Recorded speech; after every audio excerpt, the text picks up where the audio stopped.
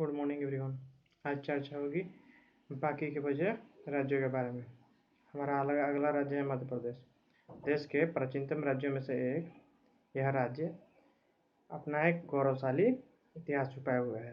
यह देशी विदेशी शासकों द्वारा शासित किया गया। देश की स्वतंत्रता के पश्चात जब 1956 में राज्य पुनर्गठन योजना लागू की गई तो इसके कुछ क्षेत्रों को लेकर तथा कुछ अन्य क्षेत्रों को लेकर महाराष्ट्र तथा राजस्थान को दे दिया गया और 1 नवंबर 1956 को एक नए राज्य मध्य प्रदेश अस्तित्व में आया। हमारा अगला राज्य है महाराष्ट्र। महाराष्ट्र का इतिहास भी काफ़ी प्राचीन है। यह राज्य वीर शिवाजी की कर्मभूमि रही है, जहाँ पर मराठाओं का बहुत समय तक शासन रहा। राज्य पुनर्गठन योजना 1956 के अंतर्गत 1 मई 1960 को बम्बई प्रांत का विभाजन करके महाराष्ट्र और गुजरात दो अलग अलग राज्य का गठन हुआ। ठीक है, हम यहाँ पर बार बार राज्य गठन योजना 1956 की चर्चा कर रहे हैं, इसका ध्यान रखना होगा। ठीक है, पूर्वी प्रांत की राजधानी बम्बई तथा महाराष्ट्र की जो थी वो बम्बई महाराष्ट्र की राजधानी बनी। 1995 में बम्बई का नाम बदलकर मुंबई कर दिया गया। ठीक है, हमारा जो अगला राज्य है 23वां वो है मिजोरम। मिजोरम का शाब्दिक अर्थ होता है पहाड़ी आदमी या पहाड़ का निवासी। यहाँ के मूल जो निवासी थे मुख्यतः मंगोलियन थे। 20 फरवरी 1987 को मिजोरम को एक नए राज्य का रूप में पुनः दर्जा दिया गया। ठीक है, हमारा 24वां राज्य है मेघालय। मेघालय का शाब्दिक अर्थ होता है बादलों का घर।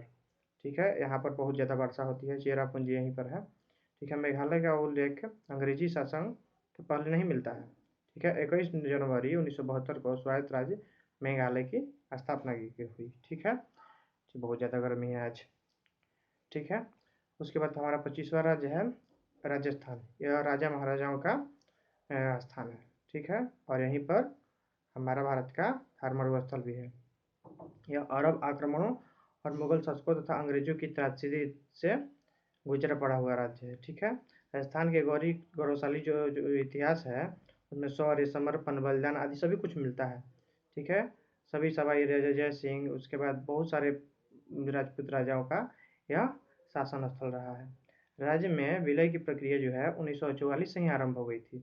अनेकानेक रियासतों के एकीकरण के पश्चात 1 नवंबर 1956 को राजस्थान को एक पूर्ण राज्य का दर्जा मिला और राजस्थान का पुनर्गठन हो गया। ठीक है, हमारा जो अगला राज्य है वो है सिक्किम।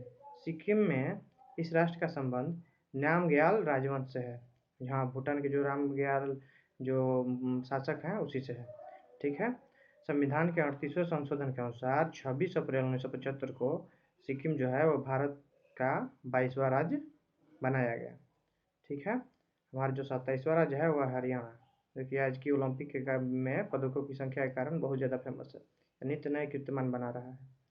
ठीक है, वैदिक कालीन इस राज्य पर भरत वंश के शासकों का शासन रहा है, जिसके नाम पर देश का नाम भारत पड़ा। 1 नवंबर 1966 को पंजाब का जो पुनर्गठन हुआ तो उसके बाद यह राज्य अस्तित्व में आया।